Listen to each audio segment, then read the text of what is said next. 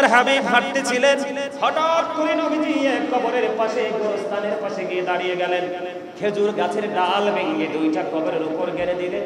ইয়া রাসূলুল্লাহ, কেন গো খেজুরের ডাল দুইটা গেড়ে দিলেন? আমার নবীজি বললেন, আমি দেখতে পেয়েছি ওই কবর দুইটাতে আযাব চলতেছে। তাহলে আমার নবীজি, আপনি আমি যেটা জানি না সেটার খবর জানে কি জানে না? আরো জোরে বলেন। যেটা আপনি আমি জানি এটা কমন বিষয়, নবীজি যেটা জানে সেটা হলো গায়েবের খবর। এটা জানার পাওয়ার দিয়েছে কে? নবীজি দেখতেছেন কবর দুইটাতে আযাব হয়। ইয়া রাসূলুল্লাহ, খেজুরের ডাল কেন গেড়ে দিলেন? এই কারণে গেড়ে দিলাম, খেজুরের ডালগুলো যতক্ষণ পর্যন্ত সবুজ থাকবে মাওলার জিকির করবে, আর জিকিরের ফজিলতে তার কবর আযাব কিছুটা হলেও মাফ হবে। এই জন্য কিন্তু জানার আগ্রহ তো থেকেই যায় যে কেন গো নবী ওই কবর দুইটাতে আযাব হচ্ছে। একজন হলো প্রস্রাব করার পরে পবিত্র হতো না, আর একজন হলো মানুষের গোপন কথা শুনে শুনে অন্যের কাছে বলে ঝগড়া লাগাই দিত। আল্লাহ এই কারণে কোরআনে বলেছেন, ওয়াল ফিতনাতু আশাদ্দু মিনাল কতল, সমাজের মধ্যে জাতির মধ্যে হট্টগোল গোলযোগ সৃষ্টি করা খুনের চাইতে বড় জঘন্য অপরাধ। জোরে জোরে বলেন না নাউজুবিল্লাহ। তাহলে পবিত্র হতে হবে কি হবে না? আরো জোরে। এবার আমি আপনাদেরকে বলি, যারা প্রস্রাব করার পরে পানি খরচ করে সোজা মসজিদে চলে আসেন অথবা নামাজে চলে যান অথবা যেই কোনো কিছু করেন, তাদেরকে বলে দেই, আপনি যদি নামাজে শেষ বৈঠক আখিরি বৈঠকে যদি যুক্ত হতে পারেন, তারপরেও আপনি জামাতের সওয়াব পাবেন। কিন্তু আপনি তাড়াহুড়া করে প্রথম রাকাতে অ্যাটেন্ড করার জন্য আপনি প্রস্রাব ভালো করে ক্লিয়ার না করে ওযু করে মসজিদে চলে আসলেন, প্রথম রাকাতে হাজির হলেও আপনার নামাজ কবুল হবে না। তাহলে কোনটা করা উচিত? পরিপূর্ণভাবে পবিত্র হয়ে শেষেও যদি হয়, কিন্তু আমি শেষে আসবো কেন? মুমিন কখনোই শেষে আসতে পারে না, ঠিক কিনা বলেন? কথা ঠিক বুঝতে পেরেছেন? আমার নবীজি মেরাজে গেলেন, তখনও হযরত বেলাল পৃথিবীর বুকে সশরীরে জিন্দা। আমার নবীজি মেরাজে গেলেন, মেরাজে যাওয়ার পরে জান্নাতের দিকে যখন নজর দিলেন, জান্নাতের দিকে নজর দিয়ে চাইয়া দেখলেন, ওই জান্নাতের দিকে নজর দিয়ে চাইয়া দেখলেন হযরতে বেলালের কদমের ছাপ দেখা যায় জান্নাতের মাঝে। কিসের মাঝে? আর জোরে বলেন না কিসের মাঝে? অথচ এখনো বেলাল মৃত্যুবরণ করে নেই, এখনো বেলাল পৃথিবীর বুকে জিন্দা আছে। এক একটা আরেকজন বর্ণনা করেছেন যে আমার নবীজি যখন মেরাজে গেলে, আমার নবীজি যখন জান্নাতে কদমটা বাড়িয়ে দিলেন, জান্নাতে হযরতে বেলালের কদমের শব্দ শুনতে পেয়েছেন। বন্ধু কেন গো নবীজি, কেন গো হযরতে বেলালের কদমের ছাপ দেখতে পেয়েছে? এই কারণে দেখতে পেয়েছে কারণ হযরতে বেলালের এই বুজুর্গ এই পাওয়ারের কারণ হলো হযরতে বেলাল অত্যন্ত গুরুত্বপূর্ণভাবে তিনি পবিত্রতা অর্জন করতেন। জোরে জোরে বলেন না সুবহানাল্লাহ। আপনি যদি ভালো করে পবিত্র হয়ে আপনি যদি ওযু করে নামাজ পড়তে পারেন, কাল হাসরের ময়দানে আপনার এই ওযুর স্থানগুলো সর্বোচ্চ গ্লেজি হয়ে যাবে। জোরে জোরে বলেন না সুবহানাল্লাহ। সর্বোচ্চ আলোকিত হয়ে যাবে, নূরের ঝলক আসতে থাকবে। এই জন্য আপনাকে পবিত্র হতে হবে। আমি আপনাদেরকে বলে দেই, প্রস্রাব করার পরে টিস্যু হোক, মাটি হোক, ইটের টুকরা হোক, যেই কোনো কিছু হোক নিয়ে আপনি হাঁটতে থাকবেন, এক্সারসাইজ করতে থাকবেন। হাঁটতে হাঁটতে হাঁটতে হাঁটতে কারো প্রস্রাব অনেক আগেই ক্লিয়ার হয়ে যায়, আবার কারো একটু দেরিতে ক্লিয়ার হয়। তবে পুরুষের প্রস্রাব দেরিতে ক্লিয়ার হয়। প্রস্রাব করার পরে হাঁটাহাঁটি করবেন, ওঠ বস করবেন, হাঁটাহাঁটি করার পরে এক্সারসাইজ করার পরে আবারও বসবেন। বসার পরে আপনার হাতে টিস্যু থাকবে, মাটির টুকরা থাকবে। এটা যখন আপনার হাতে রাখবেন আপনি বুঝতে পারবেন এখনো আপনার প্রস্রাব ক্লিয়ার হলো কিনা। যদি আপনি বুঝতে পারেন আপনার প্রস্রাব ক্লিয়ার হয়ে গেছে, তারপরে আপনি ওযু করে এসে নামাজ পড়বেন। জোরে জোরে কোন সুবহানাল্লাহ। আমি আপনাকে বলি, এক রাকাত যদি জামাতে পড়েন 25 রাকাতের সওয়াব। কত রাকাত? যদি আস্তে আস্তে করে আরো বেশি বড় বড় জায়গায় যান, এটার মর্যাদা আরো বেড়ে যাবে। কিন্তু বন্ধু, যদি আপনি কোনো কারণে পবিত্রতা অর্জন করতে গিয়ে দেরি হয়ে গেল, আপনি জামাতটা ধরতেই পারলেন না, একা একা নামাজ পড়লেন, আপনার নামাজটা কবুল হয়ে যাবে, নামাজটা বাতিল হবে না। কিন্তু বন্ধু, আপনি যদি অপবিত্র অবস্থায় এসে প্রথম রাকাতেও জামাতে শরীক হন, আপনার নামাজটা আল্লাহর দরবারে কবুল হবে না। জোরে কোন নাউজুবিল্লাহ। তাহলে আমাদেরকে পবিত্র হওয়ার দরকার আছে না নাই? পবিত্র হতে হবে। একটা হলো প্রস্রাব করার পরে, পায়খানা করার পরে, আর একটা হলো স্বামী স্ত্রীর মিলনের পরে ভাষণ। কথা বলেন, আছে না নাই? বিশেষ করে শীত যখন আসে, কি আসে? শীত যখন আসে ম্যাক্সিমাম স্বামী স্ত্রী আলিঙ্গনের পরে তারা পবিত্র হয় না, সময় মতো পবিত্র হয় না। ইনকেস যদি আপনার অপবিত্র অবস্থায় মৃত্যু হয়ে যায়, তাহলে আপনার উপায় কি হবে? হযরতে আব্বাস রাদিয়াল্লাহু তাআলা আনহুর জামানা থেকে আমি একটা ঘটনা আপনাদেরকে বলি। ওনার জামানায় একজন ব্যক্তি ইন্তেকাল করলো।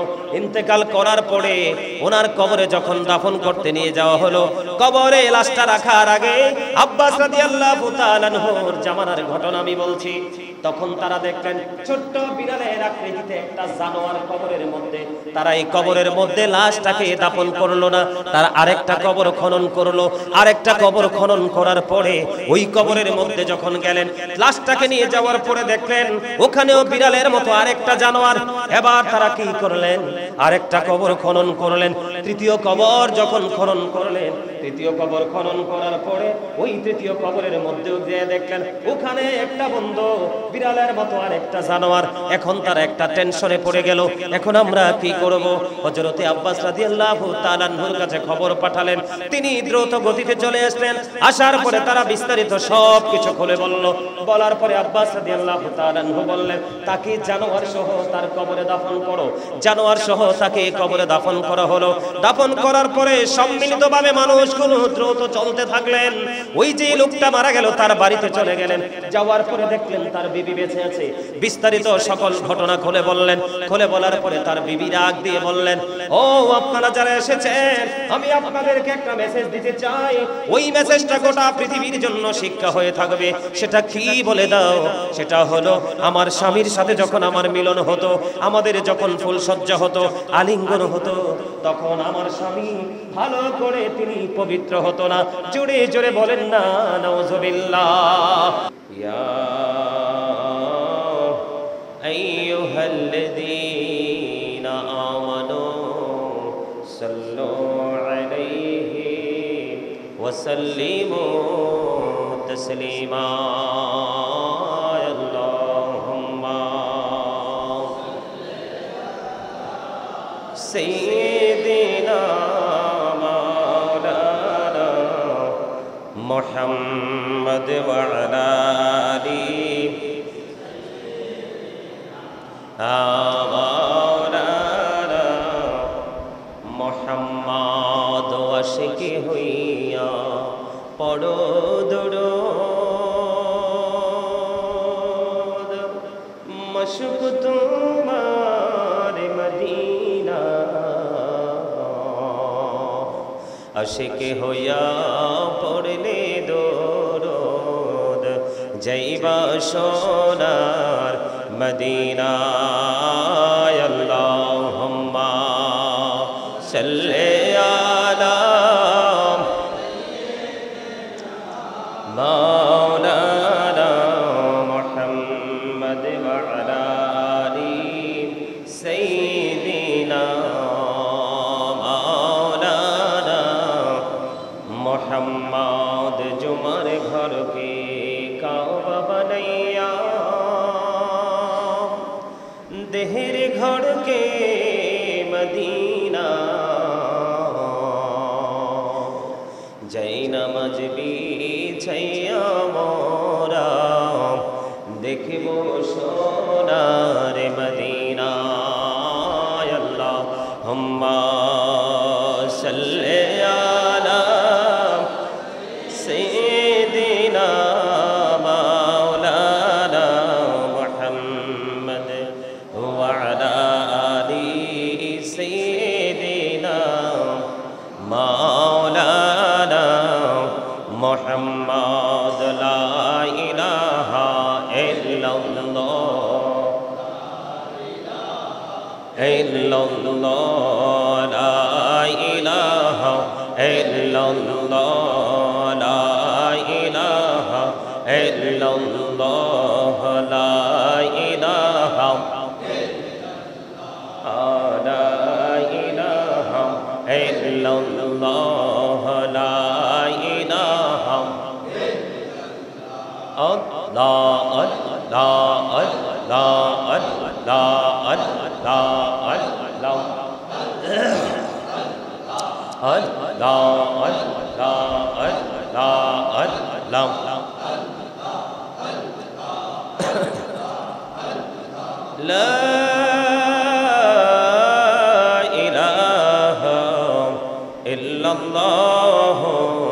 মুহাম্মাদুর রাসূলুল্লাহ সাল্লাল্লাহু আলাইহি ওয়াসাল্লাম। সম্মানিত মুআজ্জাজ মুহতারাম, সম্মানিত উপস্থিতি, আসসালামু আলাইকুম রাহমাতুল্লাহি ওয়া বারাকাতুহু।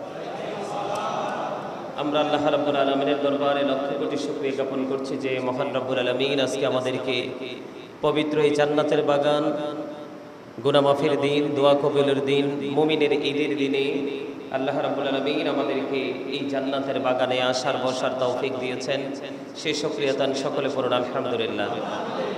তার পাশাপাশি আমরা আল্লাহর হাবিবের শানে কয়েক মর্তবা দরুদ ও সালাম এবং আল্লাহর জিকির করতে পেরেছি। আল্লাহ রাব্বুল আলামিন দরুদ এবং জিকির করার তৌফিক আমাদেরকে দিয়েছেন। সেই শুকরিয়া তান সকলে আরেকবার পড়ুন আলহামদুলিল্লাহ। সম্মানিত উপস্থিতি, আমি আজকে আপনাদের কাছে দুটো বিষয় নিয়ে আলোচনা করব, ছোট্ট ছোট্ট করে। একটা হলো পবিত্রতা নিয়ে, আরেকটা হলো দান সাদাকার ফজিলত নিয়ে। আল্লাহর সন্তুষ্টিতে দান করলে বান্দা কি বেনিফিট পাবে, এখান থেকে কি নেয়ামত পাবে, সেটা আমি আপনাদেরকে আজকে বোঝাবো। আপনারা সকলে কান খুলে হৃদয় দিয়ে কথাগুলো শোনার চেষ্টা করবেন। আল্লাহ আমাদের সবাইকে সুন্দরভাবে আলোচনা শোনার এবং মানার তৌফিক দান করুন। সকলে বলুন আমিন, আরো জোরে বলুন আমিন। সম্মানিত উপস্থিতি, আল্লাহ রাব্বুল আলামিন বলেছেন, আল্লাহ রাব্বুল আলামিন যারা পবিত্র থাকে এবং তওবা করে আল্লাহ তাদেরকে পছন্দ করে, তাদেরকে ভালোবাসে। কি করে? তওবার দ্বারা কি হয়? তওবার দ্বারা তার গুনাহ মাফ হয়। এটা হচ্ছে এক ধরনের পবিত্রতা, তাই তো? আর গোসলের দ্বারা, ওযুর দ্বারা আমরা নাপাকি থেকে কি পাই? মুক্তি পাই। এটা হলো আরেক ধরনের পবিত্রতা। একটা হলো ভিতর, আরেকটা হলো বাহির। জোরে বলেন সুবহানাল্লাহ। একটা কি ভিতর, আরেকটা হলো বাহির। আমরা এই দুই ধরনের পবিত্রতা নিয়ে আজকে কথা বলবো, কথা শুনবো, কথা মানবো। সম্মানিত উপস্থিতি, আমরা ওযুর মাধ্যমে পবিত্র হই, হই কি হই না? গোসলের মাধ্যমে পবিত্র হই, হই কি হই না? হই। জোরে বলেন। পবিত্রতা ছাড়া কিন্তু লা তুকবালু সালাতুন বিগাইরি তুহুর ওয়ালা সাদাকাতুন মিন গুলুল। পবিত্রতা ছাড়া ইবাদত কবুল হয় না। আর হালাল টাকা যদি না হয় তাহলে দান সাদকাও কবুল হয় না। তাহলে আমাদেরকে এই বিষয়গুলো জেনে রাখা দরকার। আমাদের এই বিষয়গুলো যদি আমাদের জেনে রাখা, আমরা জানতে না পারি, তাহলে কিন্তু আমরা এই কাজগুলো করব না এবং করার জন্য আমরা ইচ্ছা পোষণ করব না। কথা কি বুঝতে পারছেন? আরো জোরে বলেন, আরো জোরে। এখন আসে আমি আপনাদেরকে বলি যে শুরুটা করি এইভাবে। এই যে আমাদের মসজিদে যখন আমরা নামাজ পড়তে আসি বা যেই কোনো কাজে আসি, ধরেন হাত মুখ ধুইতে ইচ্ছে করলো বা আপনার ওযু তো মাস্ট বি, আমরা ওযু করি। তো বিশেষ করে দেখা যায় যে ট্যাপটা ছেড়ে দিলাম, আমরা অনেক লং টাইম ট্যাপ ছেড়ে দিয়ে আমরা কি করলাম? ওযু করতে থাকলাম। কিন্তু নির্দিষ্ট সময়ে, যে নির্দিষ্টভাবে আল্লাহর হাবিব যেভাবে আমাদেরকে কন্ডিশন মেনে ওযু করতে বললেন পবিত্র হওয়ার জন্য, আমরা কিন্তু সেটা করতে পারলাম না। আল্লাহ রাসূল মাত্র 1 লিটার পানি দিয়ে ওযু করছে। সুবহানাল্লাহ বলেন না? কয় লিটার? আপনারা বলেন তো, আমরা যখন ওযু করতে যাই কি রকম পানি অপচয় করি? আরো জোরে বলেন। অনেক অপচয় করি কি করি না? এই জায়গায় কি আমাদের সচেতন হওয়া দরকার আছে কিনা? আরো জোরে বলেন। আরেকটু মহব্বতে দরকার আছে না? আল্লাহর হাবিব গোসল করতেন 4 লিটার পানি দিয়ে।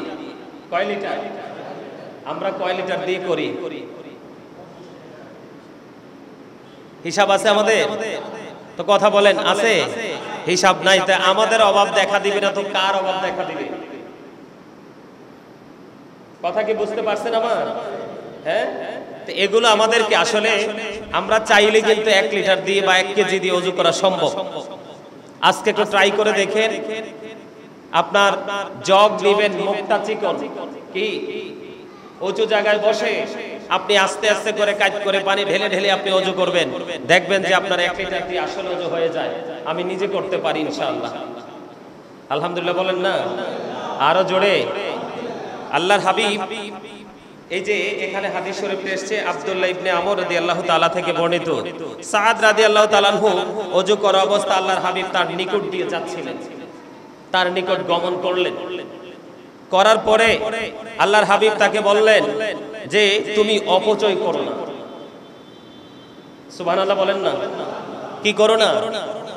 তুমি অপচয় করো না। আল্লাহর হাবিব বললেন, তখন তিনি আবার পুনরায় বললেন, ইয়া রাসূলুল্লাহ, পানিতেও কি অপচয় হয়?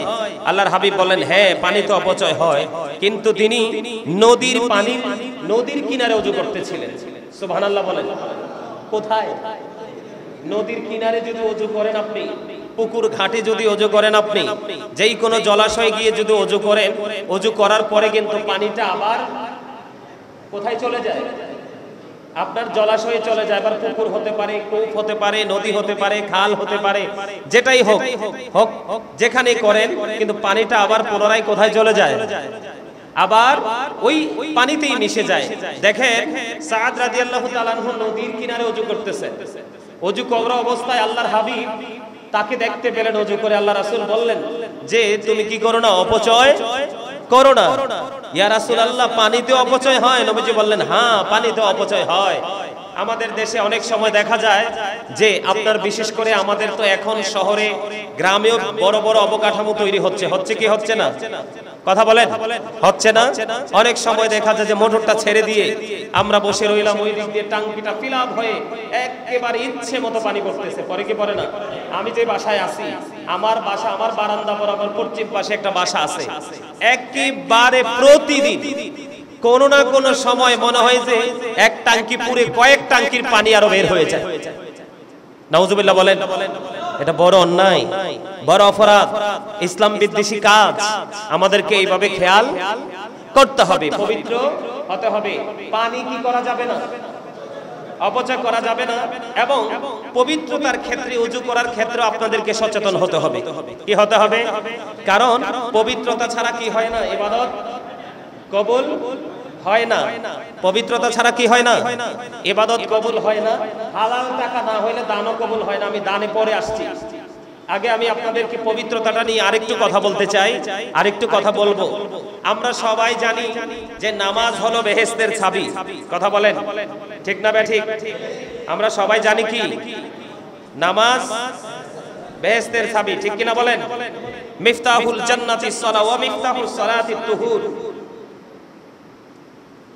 কি চমৎকার হাদিস দেখেন। নামাজ হলো জান্নাতের চাবি, আর নামাজের চাবি হলো পবিত্রতা। ওমা সুবহানাল্লাহ বলেন না কেন? কথা বুঝেন। আপনি নামাজ পড়লে কি পাবেন? জান্নাতের চাবি পাবেন। কি পাবেন? মানে তার মানে জান্নাতে ঢোকার অনুমোদন পেয়ে গেলেন। কি? জান্নাতে ঢোকার অনুমোদন পেয়ে গেলেন। চাবি মানে কি? এই মসজিদের তালার চাবি আপনার হাতে থাকা মানে কি এনি টাইম যেই কোনো মুহূর্তে আপনি প্রবেশ করতে পারবেন, তাই না? তো নামাজ পড়লে আপনি জান্নাতের চাবিটা পেয়ে যান। কিন্তু নামাজকে পবিত্র করতে হলে পবিত্রতার প্রয়োজন। এই নামাজ হলো জান্নাতের চাবি, আর নামাজের চাবি হলো পবিত্রতা। জোরে কন্যা সুবহানাল্লাহ। আমাদের দেশে নামাজ পড়ার পরেও মানুষ অন্যায়, অপরাধ, সুদ, ঘুষ, মিথ্যা, জুলুম, নির্যাতন, অত্যাচার, পরনিন্দা, পরের হক নষ্ট করা, অন্যের ক্ষতি করার চেষ্টা করে। কি করে না? করে না? এই যে মিয়া ভাই, আপনি সামনে আসেন। আপনাকে বলছি, আসো সামনে আসো। এই যে আপনি আসেন, আপনি সামনে, একদম সামনে আসেন। এখানে আসেন, একবার এদিকে সামনে চলে আসেন। এদিকে আসেন। নামাজ কিসের চাবি? এই কথা বলতে হবে। আমি একদিন বলছি এটা ক্লাস, এটা কি বিশেষ ক্লাস। নামাজ কিসের চাবি? বেহেশতের চাবি। আর নামাজের চাবি কি? আরো জোরে। নামাজের চাবি পবিত্রতা। তিনবার বলেন। নামাজের চাবি পবিত্রতা। তিনবার। আরেকবার।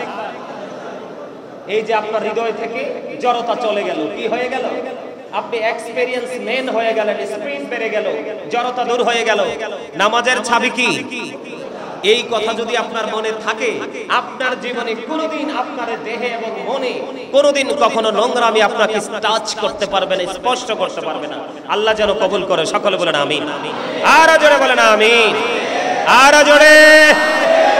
আমি কিন্তু অসুস্থ, গত জুম্মায় দেখেন নাই অবস্থা, এরপর থেকে এই পর্যন্ত সিরিয়াস অসুস্থ। কথা কি বুঝতে পেরেছেন? এবার আসেন, আজকে যে নামাজ পড়তে আসছে, আমি যখন এখানে দাঁড়িয়ে নামাজের জন্য দাঁড়িয়ে যাই, তখনও দেখি ট্যাপ দিয়ে পানি পড়তেছে। কি হচ্ছে? পানি পড়তেছে। পরে কি পড়েন আপনারা? শোনেন কি শোনেন না? শোনেন। এবার আসেন, আমাদের দেশে অনেক মুসল্লিকে দেখা যায়, বিশেষ করে জুম্মার দিনে, মানে কি বলবো, আমি মানে বলার কোনো ভাষা নাই। অন্যদিন সব কন্টিনিউয়াসলি সে ফ্রি, কিন্তু জুম্মার দিনে এত বিজি হয়, সে টাইমলি মসজিদে পর্যন্ত আসতে পারে না। ইমাম সাহেব যখন খুতবা দেয় বা আলোচনা করে, তখন তিনি মসজিদে আসে। এই যে একজন মুসল্লি এসে হুট করে আপনার প্রস্রাবখানায় গেল, প্রস্রাবখানায় গিয়ে প্রস্রাব করে হুট করে বের হয়ে আবার ওযু করে মসজিদে চলে আসলো, কিন্তু এই নির্বোধ মানুষটা জানে না যে সে পবিত্র হতে পারে না। আমি আপনাদেরকে বলে দেই, পবিত্রতা কিভাবে অর্জন করবেন। সাদ বিন মুআজ রাদিয়াল্লাহু তাআলা আনহু ইন্তেকালের পরে ওনার জানাজায় ৭০,০০০ ফেরেশতা অংশগ্রহণ করেছে। আরো জোরে বলেন না, আরো জোরে। ৭০,০০০ ফেরেশতা তার জানাজা অংশগ্রহণ করেছে। তারপরে আল্লাহর হাবিব সাদ বিন মুআজের কবরের পার দাঁড়িয়ে দোয়া করে দিলেন সম্মিলিতভাবে সাহাবায়ে কেরামদেরকে নিয়ে। সাহাবায়ে কেরাম প্রশ্ন করলেন, ইয়া রাসূলুল্লাহ, ইয়া হাবিবাল্লাহ, নবী গো, ও প্রাণের নবী, ওনার কবরের পাশে দোয়া করার কারণটা কি? আমার আপনার প্রাণের রাসূল তিনি বলে দিলেন, দোয়া করার কারণ হলো সাদ বিন মুআজ এত আমল করেছে, তার জীবনে তো নেক আমল ছিল, যেই নেক আমলের কারণে, এত বেশি আমল ছিল, সেই আমলের কারণে তার জানাজায় ইন্তেকালের পরে ৭০,০০০ ফেরেশতা অংশগ্রহণ করেছে।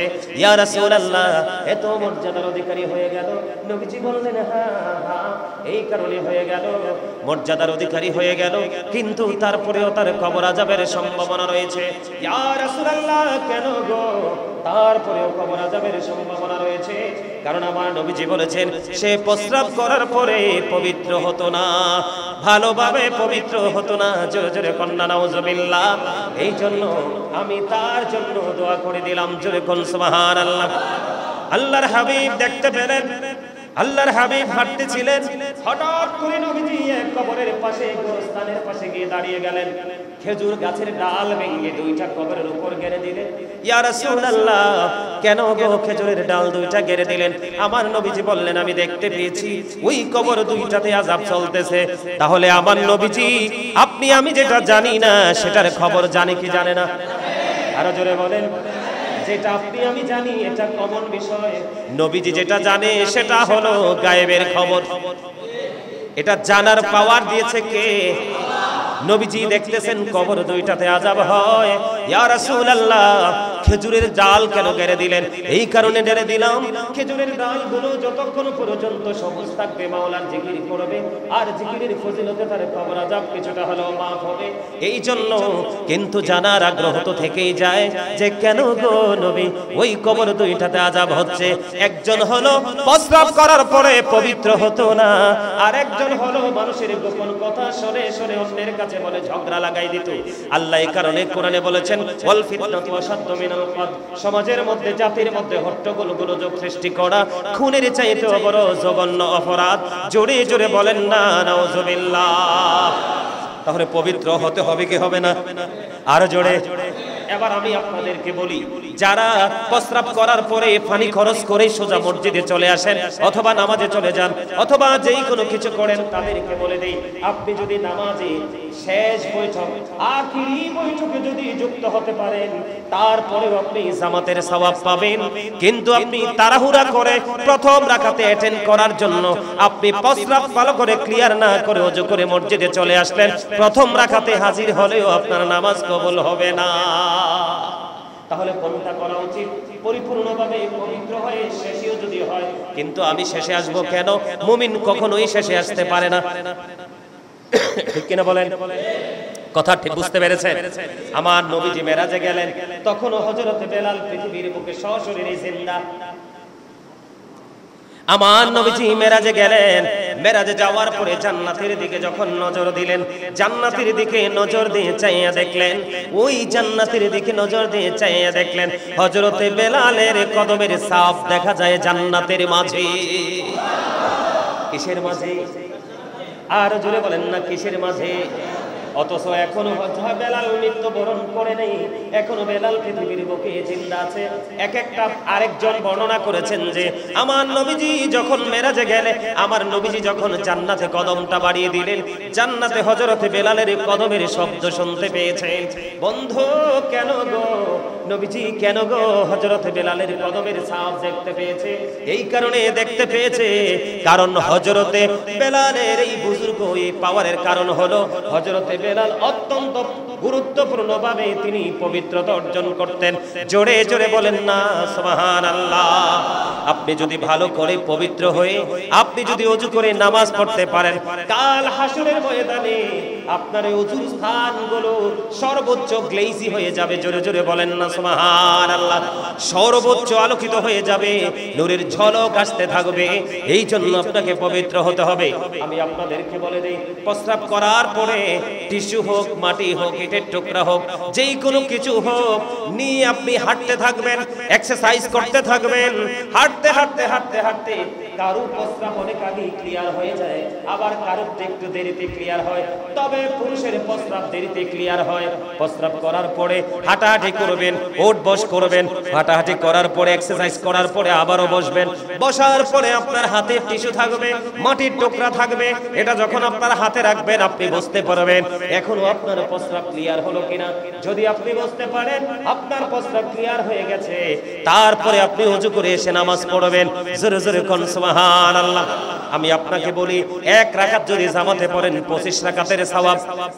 কত রাকাত? যদি আস্তে আস্তে করে আরো বেশি বড় বড় জায়গায় যান, এটার মর্যাদা আরো বেড়ে যাবে। কিন্তু বন্ধু, যদি আপনি কোনো কারণে পবিত্রতা অর্জন করতে গিয়ে দেরি হয়ে গেল, আপনি জামাতটা ধরতেই পারলেন না, একা একা নামাজ পড়লেন, আপনার নামাজটা কবুল হয়ে যাবে, নামাজটা বাতিল হবে না।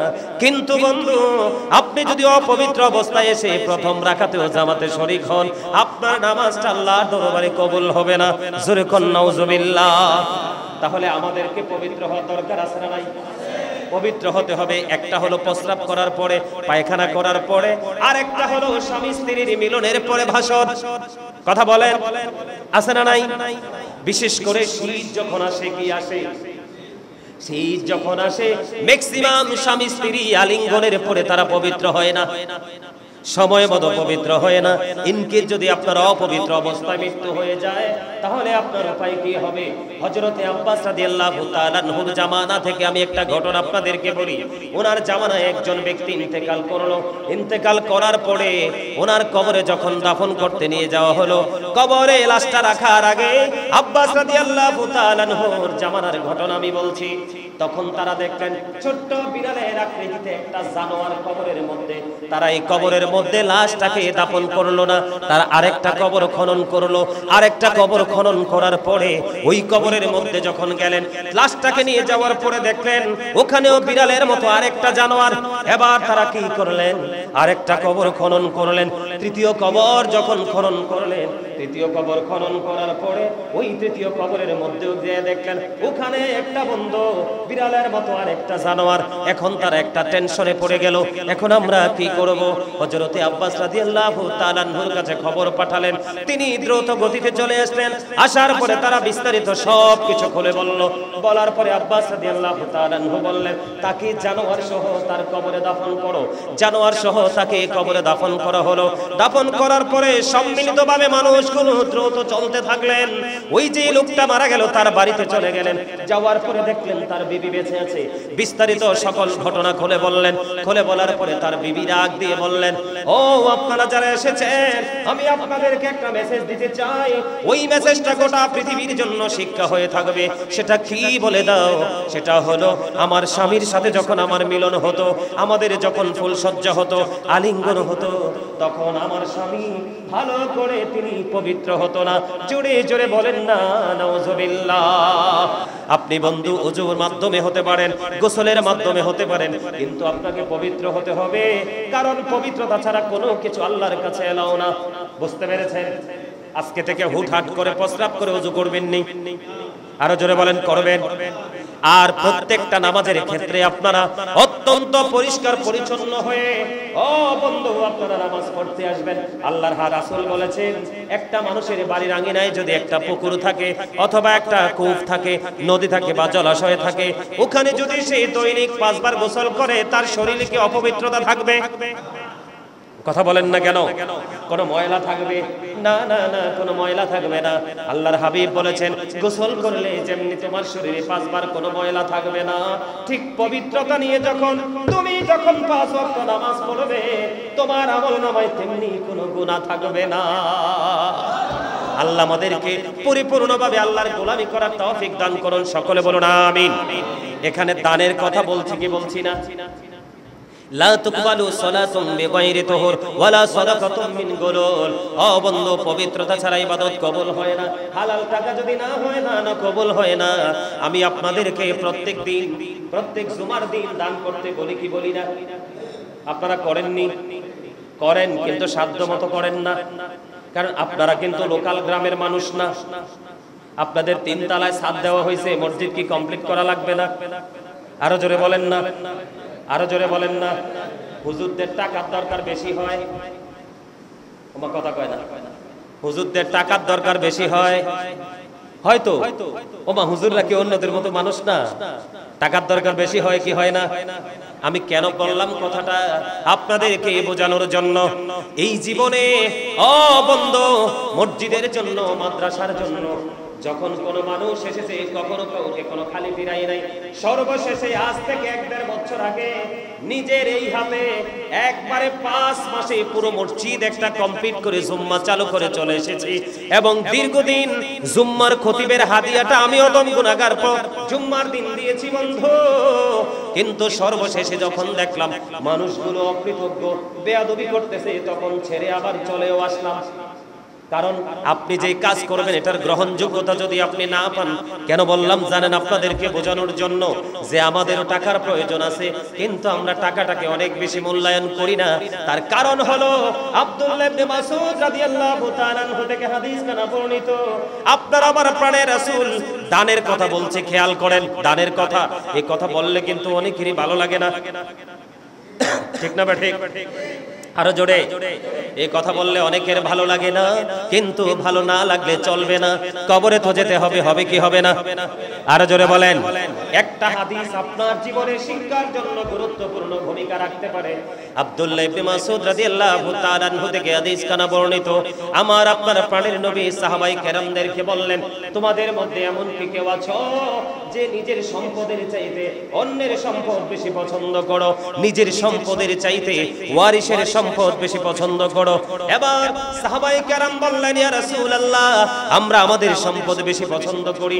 জোরে জোরে কন্না সুবহানাল্লাহ। আপনি আমিও তো আমাদের সম্পদ বেশি পছন্দ করি। নবীজি বললেন, তুমি তোমার পছন্দের, তোমার নিজের সম্পদ কোনটা আর ওয়ারিসের সম্পদ কোনটা সেটা কি তোমরা বুঝো? আমরা কি বুঝি? বুঝি না। আমার নবীজি বললেন, তুমি তোমার নিজের সম্পদকে পছন্দ করো? কয় হ্যাঁ হ্যাঁ। এবার আবার রাসূল বললেন, যা তুমি ইন্তেকাল করার আগে, খেয়াল করেন, যা তুমি মৃত্যুবরণ করার আগে আল্লাহর সন্তুষ্টির জন্য তুমি দান করে যাও, এগুলো সব হলো তোমার সম্পদ। আর মৃত্যুকালে তুমি পৃথিবীতে যা কিছু রেখে যাও, এগুলো সব হলো তোমার ওয়ারিসের সম্পদ। কথা যৌক্তিক কিনা, বুঝে আসছে কিনা আপনারা বলেন? আমার কথা আপনাদের বুঝে আসছে তো? ক্লিয়ারলি বুঝতে পেরেছেন? এটা কিন্তু অনেকে কিন্তু বুঝাও না বোঝার ভান করে, কেন জানেননি? যদি বলে বুঝি নাই তাহলে বাঁচা যাবে। আমার কথা কয় না কেন? যদি বলে যে হুজুর বুঝি নাই কি ওয়াজ করছেন, আরে তুমি তো না বুঝতেই চেষ্টা করো, কারণ বুঝলেই তো সমস্যা মানতে হবে, ঠিক না বেঠি? কারণ পকেটের টাকা বের হয়ে যাবে না। কিন্তু মুমিন কখনো এটা মনে করতে পারে না। রাসূল বললেন তুমি ইন্তেকাল করার আগে যা আল্লাহর সন্তুষ্টির জন্য দান করে যাবে এগুলো সব হলো তোমার সম্পদ, এগুলো তো কারো কোনো ভাগ থাকবে না। আর তুমি পৃথিবীতে যা কিছু রেখে যাও এই সব হলো তোমার ওয়ারিসের সম্পদ, এগুলো তোমার না, তোমার মালিকানায় আর থাকছে না। আপনি বিঘায় বিঘায় জমি দিয়ে গেলেন, বিশেষ করে শহরে বাবা মা সন্তানের জন্য বড় বাড়ি বানিয়ে দিয়ে যায়, একটা ইউনিটে তুমি থাকবা আর 4টা ইউনিট তুমি ভাড়া দিয়ে জীবনটা চালাবা। এই বাবা কখনোই কোনো বুদ্ধিমান নয়, এক্সপেরিয়েন্স আমি প্যারেন্টস বলতে পারবো না বাবা মাকে। তার কারণ হলো আমার রাসূল বলেছেন অনেক বেশি অট্টালিকা দ্বন্দ্ব হলো সন্তানকে দিয়ে যাওয়া একটা বাবার জন্য ক্রেডিট নয়। একটা বাবার জন্য সত্যিকারের ক্রেডিট হলো সন্তানকে কোরআন সুন্নাহর আলোকে আলোকিত করে দেয়া যাওয়া। জোরে কোন সুবহানাল্লাহ, আর জোরে বলেন না সুবহানাল্লাহ। তাহলে আমাদেরকে কি করতে হবে? কথা বলেন না কেন? এবার রাসূল ফয়সালা দিয়েছে, আপনারা ভয় পাবেন না। কিন্তু আপনি মরার আগে যা দান করে যাবেন এগুলো আপনার সম্পদ, যা রেখে যাবেন এগুলো পরের সম্পদ। আপনি ইন্তেকাল করার পরে আপনার আমার যত মানুষ মারা গেছে তারা যা রেখে গেছে ফিরে আইসা মালিকানা দাবি করতে পারছেন আর? ওয়ারিসরা বন্ধু মদ খেয়ে জুয়া খেলে নষ্ট পথে চলে, বাবার উপার্জিত সম্পদ সব শেষ করে দিয়েছে। মনে রাখবেন যে ব্যক্তি উপার্জন করে কষ্ট করে সে আমতাজি রাস্তায় খরচ করে না, কিন্তু যিনি রেখে গেল সে তো আর রোজগার করে নাই। রোজগার করা যে কতটা কষ্ট, সেভিংস করা যে কতটা কষ্ট এটা তো সে বুঝে না, কারণ বাবার কাছ থেকে রেডি পেয়েছে। এই জন্য সন্তানের সব অভাব কোনো বাবাকে পূরণ করতে নেই, যদি পূরণ করে দেন এই সন্তানে অমানুষ হওয়ার সম্ভাবনা বেশি থাকে। এবার আসেন, এই গেল একটা হাদিস। আরেকটা হাদিস, আল্লাহর হাবিব এক সাহাবীকে দেখতে গেলেন অসুস্থ অবস্থায়। দেখতে যাওয়ার পরে তিনি বললেন ইয়া রাসূলুল্লাহ আমার সব সম্পত্তি আল্লাহর রাস্তায় খরচ করে ফেলবো। নবীজি বললেন না। খেয়াল করেন ইসলাম কত সুন্দর, কত প্রেমময়, কত মাধুর্যপূর্ণ, আমাদের জন্য কত বড় জীবন ব্যবস্থা। এবার রাসূলকে বললেন ইয়া রাসূলুল্লাহ তাহলে আমি অর্ধেক দান করে দিব আল্লাহর সন্তুষ্টির জন্য। আবার রাসূল বললেন না না না, অর্ধেক দান করা যাবে না। এবার আল্লাহর হাবিবকে বললেন ইয়া রাসূলুল্লাহ ইয়া হাবিব আল্লাহ তাহলে আমি 1/3 দান করে ফেলবো। সুবহানাল্লাহ বলেন না।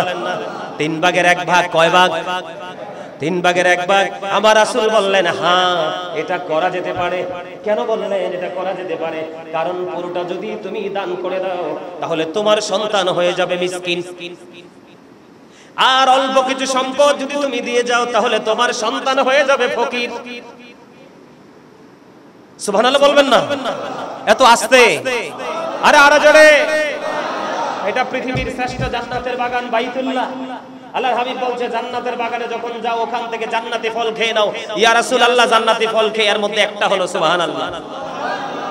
এবার নবীজি বললেন তোমার তৃতীয়বার যখন বললেন 3 ভাগের 1 ভাগ আমি দিব, নবীজি সম্মতি জানালেন। কেন জানালেন জানেননি? এই কারণে জানিয়েছেন আমার রাসূল বলেছেন তোমার ইন্তেকালের পরে তোমার সন্তান অন্যের কাছে হাত পেতে জীবন যাপন করতে হবে, এমন অবস্থায় সন্তানকে রাইখা যায়ও না। তবে হ্যাঁ, সন্তানকে বড়লোক বানাইতে যাইয়া সুদ খাইয়েন না। আপনাদের এলাকায় মানুষ সুদ খায়নি? খায়। অমর খোদা মনু মরে কি হুনাইলা? এইয়া তো মুই হুনার জন্য রেডি ছিলাম না, একেবারে ধ্বংস হইয়া যাইতে হইবে মনু। সুদ বড় ডেঞ্জারের জিনিস। আপনি যদি সুদ খাইয়া সারা জীবন নামাজ পড়েন লাভ তো হবে না। আপনি যদি ঘুষ খাইয়া বিচার করেন, আপনি যদি সারা জীবন সেজদা দেন লাভ তো হবে না। কারণ একটা সমাজের মধ্যে একটা ন্যায় বিচার পুরো সমাজকে বদলে দেয়। আমার কথা কথা ও জি এত আস্তে কিল্লাই, আরে বেকে মিলি জোরে কোন ঠিক না ঠিক? আর জোরে। সমাজের একটা ন্যায় বিচার পুরো সমাজকে বদলে দিতে পারে, ঠিক কিনা বলেন?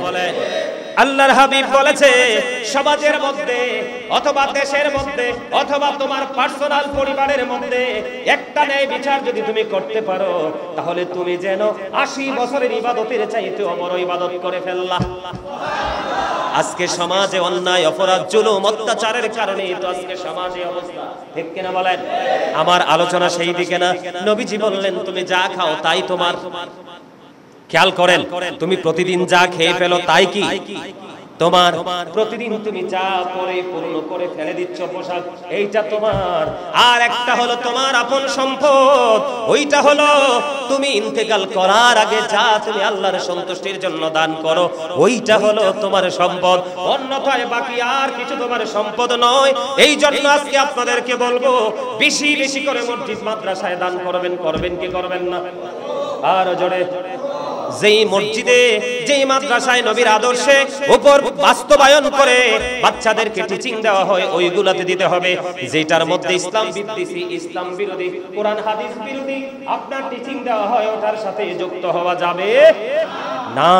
বুঝে আসছে? এবার আসেন, অনেক সময় দেখা যায় না আগুন লেগে গোডাউন পুড়ে যায়, যায় কি যায় না? অনেক সময় মাঠে সোনালী ফসল কাটার আগেই পৌঁছে যায়। আজ থেকে 2-3 বছর আগে ভোররাতে গেলাম, আমার ওয়াজের সময় মনে আছে কিনা, শীতের সময় বৃষ্টি হয়েছিল, মনে আছে নি আপনাদের? আমাদের কি জানি ধান বলে এটাকে, অগ্রহণ মাসে যে ধানটা কাটা হয়, একসাথে ধান এবং খের দুটো শুকাইয়া মানুষ বাড়ি আনে। আমরাও কত আনছি বাড়ি থাকতে অগ্রহণ মাসে। এই গত 2 বছর আগে, ওমা বিশ্বাস করেন না, যেই কাজ করছি ধান খেতে যাইয়া করতে হয় না। বাঙালির ঐতিহ্য কি হাঁস পালতে হবে, মুরগি পালতে হবে, গরু পালতে হবে, সাধ্যের মধ্যে থাকলে মাছ চাষ করতে হবে, কৃষি কাজ করতে হবে, এটাই তো বাঙালির ঐতিহ্য, তাই তো? কথা বলেন। বন্ধু বলার কারণ হলো বরুড়ার দিকে প্রোগ্রামে গেলাম, অত্যন্ত দুঃখ লাগলো যে মানুষ পাকা ধান খড় গুলো রাস্তায় চলতেও পারতেছে না, দুইটাই একসাথে পচে গেছে। কারণ অগ্রহণ মাসের ধানটা পানি সহ্য করতে পারে না, যেটা আমরা স্ক্রিন বলি। ওই যে আপনার অসময় যেটা করা হয় সেচের পানি দিয়ে, ওইটা কিন্তু মোটামুটি পানি নিতে পারে, ঠিক কিনা বলেন?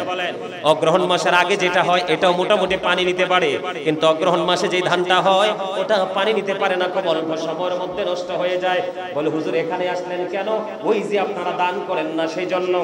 বুখারী শরীফের মধ্যে এসেছে এক হাদিস, হাদিস শরীফের মধ্যে এসেছে এক পথচারী পাহাড়ের চূড়া দিয়ে হাঁটতেছে, হঠাৎ করে হাঁটতে হাঁটতে হঠাৎ করে একটা গায়েবী শব্দ আসলো, অমুকের জমিনে পানি দাও।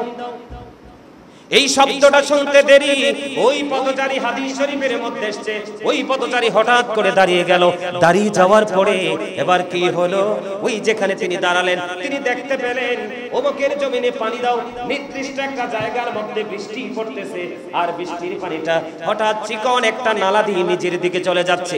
এখন ওই পথচারী আশ্চর্য হয়ে গেল, গায়েব থেকে আওয়াজ আসলো অমুকের জমিনে পানি দাও। তাৎক্ষণিকভাবে আবার প্রবল বৃষ্টিও শুরু হয়ে গেল। এটার কারণটা কি? কেন কেমন কেমন কিভাবে সম্ভব?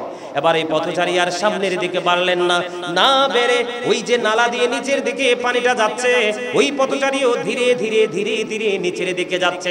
যাওয়ার পরে দেখলেন ওখানে একটা ছোট্ট একটা গর্তের মধ্যে পানিটা ভরাট হলো। নিচে গিয়ে দেখলেন একজন মানুষ। আপনার নাম কি? কয় আমার নাম অমক। আপনার জীবনে কি এমন নেক আমল করেছেন? আমি স্পষ্ট শুনতে পেয়েছি, গায়েব থেকে আওয়াজ এসেছে অমুকের জমিনে পানি দাও। আপনার বলতে দেরি, পানি আসতে দেরি হলো না, আর নির্দিষ্ট সীমাবদ্ধভাবে এটা সেচের আপনার নালা দিয়ে নিচে চলে আসলো। আপনি আপনার জমিনের মধ্যে পানিটা দিচ্ছেন। আপনার জীবনে কি এমন আমল করেছেন আমাকে কি একটু বলবেন? এবার ওই কৃষক একটা ডাক দিয়ে বললেন, এটা তো আমাদের জন্য শিক্ষা, ঠিক কিনা বলেন? তিনি বললেন, আমার মাঠের মধ্যে যে ফসলটা হয়, কি হয়? আমার মাঠের মধ্যে যে ফসলটা হয়, আমি ফসলটাকে 3টা ভাগে ভাগ করি। কয় ভাগে? 3 ভাগে ভাগ করি। প্রথম ভাগ আমি আল্লাহর সন্তুষ্টি দিয়ে কুরবানি করে দেই, তার মানে দান করে দেই। আর দ্বিতীয় ভাগ আমি বীজ বপনের জন্য সংরক্ষণ করে রাখি। আর তৃতীয় ভাগ আমি আমার চাহিদা, ফ্যামিলির চাহিদা মেটানোর জন্য ইউজ করি। জোরে জোরে বলুন না সুবহানাল্লাহ। এই জন্য এই জমিনের ফসলটা নষ্ট হয়ে যাচ্ছে, আল্লাহ রাব্বুল আলামিন মেঘ মেঘকে একটা ডাক দিল, ও মেঘ তুমি বৃষ্টি হয়ে পৃথিবীতে যাও, বৃষ্টি হয়ে পৃথিবীতে গিয়ে আমার পাগলের ফসলগুলো বাঁচিয়ে দাও। আর মেঘ খণ্ড সঙ্গে সঙ্গে বৃষ্টি হয়ে পৃথিবীর বুকে প্রবল বেগে ছুটে আসলো। আর ওই কৃষকের ওই যে কৃষি জমিটা বেঁচে গেল। আর আপনার আমার কৃষি জমি পচে যায়, কাটার সময় হলে উৎপাদন করার পরে জোরে জোরে বলেন না নাউজুবিল্লাহ। এটা কেন জানেননি? ওই যে মাঠে হইছে শেষা ধান, আপনি বাড়িতে এসে বলেন আরে হইছে না তোলা সব সিরা, কয় কি কয় না? আরো জোরে, আরো জোরে। ছেলে বিদেশে গেছে, ভালো টাকা পাঠাচ্ছে, তো বাইরে আমার ছেলেটা বালা নাই, অকৃতজ্ঞ বান্দা, ঠিক কিনা বলেন? তা আপনি শান্তি কামনা কেমন করে করবেন? আপনার শান্তি কামনা করার কোনো সুযোগ আসেনি? আরো জোরে বলেন আসেনি? শান্তি কামনা করার কোনো সুযোগ নেই। এই জন্য আমি আপনাদেরকে বলে দিতে চাই, বন্ধু, পবিত্রতার দিকে গুরুত্ব দিতে হবে এবং দান সৎকার দিকে গুরুত্ব দিতে হবে। আজকে থেকে দানের হাত লম্বা করবেন না ছোট করবেন? আরো জোরে, আরো জোরে, আরো জোরে। বিশেষ করে মসজিদে বেশি করে। কোথায়? মসজিদে বেশি করে। আমার কিন্তু এখনো বাড়ি হয় নাই থাকার মতো। গত 1 বছর 2 বছর আগে তো গন্ধও ছিল না। চট্টগ্রাম থেকে আমার এক ভক্ত ফোন দিল, হুজুর আপনি তো আমি জানি ভাড়া বাসায় থাকেন, কিন্তু আপনি মসজিদ করতেছেন না যে বাড়ি না বানাইয়া। তখন আমি ওই ব্যক্তিটাকে উত্তর দিয়েছিলাম, আমি যদি ভাড়া বাসায় থাকি তাহলেও আজরাইল আসবে, আমি যদি বাড়ি বানাইয়া থাকি এখানেও আজরাইল আসবে। প্রশ্ন এই জায়গায় নয়, প্রশ্ন হলো ওই জায়গায়। আল্লাহর হাবিব সরকারে মদিনা তিনি বলেছেন, দুনিয়াতে যেই ব্যক্তি তার সাধ্য অনুযায়ী আল্লাহর ঘর জান্নাতের বাগান এই বাইতুল্লাহ সাজানোর কাজে নিজেকে নিয়োজিত রাখবে, ভাই কেউ টাকা নাই শরীর দিয়ে খাটবেন, আর শরীর নাই বুদ্ধি দিয়ে খাটবেন। সবচেয়ে বড় হলো অর্থনৈতিকভাবে সাপোর্ট দেওয়া। আপনি টাকা দিয়ে মসজিদ বানাবেন, তবে টাকা হইতে হবে পবিত্র। কে? আমার রাসূল বলেছেন, তুমি যদি দুনিয়াতে মসজিদ বানাও, এবার মসজিদটা ছোট হোক বা বড় হোক, তুমি যদি দুনিয়ার বুকে যদি মসজিদ বানাও, তুমি যদি দুনিয়ার বুকে মসজিদ বানাতে পারো, তাহলে তোমার এই মসজিদ বানানোর কারণে আল্লাহ রাব্বুল আলামিন তোমাকে জান্নাতে স্পেশাল ঘর বরাদ্দ দিবে। তাহলে আপনার এই ঘর নিজের ঘর বানানোর আগে এই ঘরে সাহায্য করার দরকার আছে না নাই? এই ঘর আপনি যদি এটা যদি 1000 মানুষে মিলেও বানায়, তাদের জন্য 1000 মানুষের জন্য বরাদ্দ থাকবে। সুবহানাল্লাহ বলেন। তাহলে আপনার এই দান করার দরকার আছে না নাই? করবেননি? কে কে করবেন? ওমা যার হাত এমনি এটা মতি ভালো না, যেটা এমনি এটা ঠিক আছে, এই সোজা করে এইভাবে একবারে দেখাইতে হতো, দেখাইলে দেখানোর মতো, আর না দেখাইলে এটা তুলে লাভ নাই, ঠিক কিনা? আরো জোরে নামান। করবেন তো? শুধু কি নিজের এরিয়াতে, নাকি আশেপাশে কেউ সাহায্যের লাগি আসলেও দিবেন? আমি আমার বাড়িতে একটা মসজিদ আল্লাহ আমাকে দিয়ে, আমি করছি বলি না, আল্লাহ আমাকে করাইছে। এখন আমাদের পাশে আরেকটা গ্রাম আছে, বেলবাড়ি পাশে আরেকটা গ্রাম আছে।